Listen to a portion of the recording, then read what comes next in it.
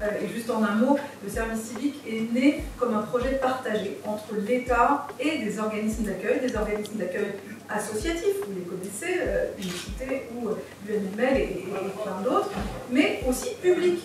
L'éducation nationale est investie et les collectivités ont vocation à l'être. Donc voilà, l'idée c'est vraiment de créer un réseau autour de vous les jeunes pour favoriser votre engagement sur le moment et après votre service civique. Pour ma part, c'était la mission locale qui m'a conseillé de faire un service civique après que je lui ai dit que j'étais perdue dans ma vie. Donc voilà, elle m'a dit fais un service civique et après pour la mission c'est moi qui ai fait mes propres recherches et je suis ravie. Vraiment je suis tombée sur la meilleure des missions que je pouvais avoir. Et c'est quoi l'ADN du service civique?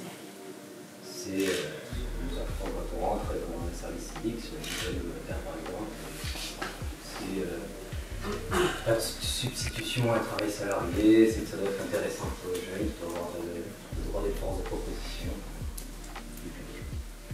Déjà, le concept d'avoir un tuteur, déjà pour moi je trouve que c'est une super idée, dans le sens où avoir quelqu'un qui nous accompagne, qui nous booste dans nos projets et qui, je trouve, a un rôle beaucoup plus fort que juste nous dire tu fais ci, tu fais ça dans le cadre de ton service civique. Moi ce que j'apprécie vraiment chez ma tutrice, c'est qu'elle a un vrai investissement et elle me donne des vrais conseils de vie et elle me prépare entre guillemets au monde professionnel et elle me donne plein de conseils et elle m'accompagne vraiment et elle est très investie. Et voilà, je veux dire que c'est super enrichissant et je vous souhaite tous d'avoir des tuteurs comme ça.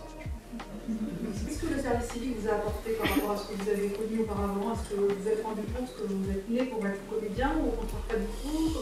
Et bah, c'est une question intéressante parce qu'en fait, moi-même en fait, je me pose des questions. Je veux dire, est-ce que je vais continuer à être dans le domaine de la comédie ou est-ce que je suis fait pour faire autre chose? Par exemple, là, cette année, j'ai appris à travailler en équipe parce que c'est un truc qui me, ça me correspondait pas en fait. J'étais plutôt solitaire et au final, j'ai pu en apprendre sur moi-même, que ce soit pour l'écoute ou parler en public, etc. Et ouais, en vrai, si jamais ça ne marche pas du côté artistique, je pense que j'essaierai, je sais pas, faire un travail qui pourrait se rapprocher sur aider son prochain, etc.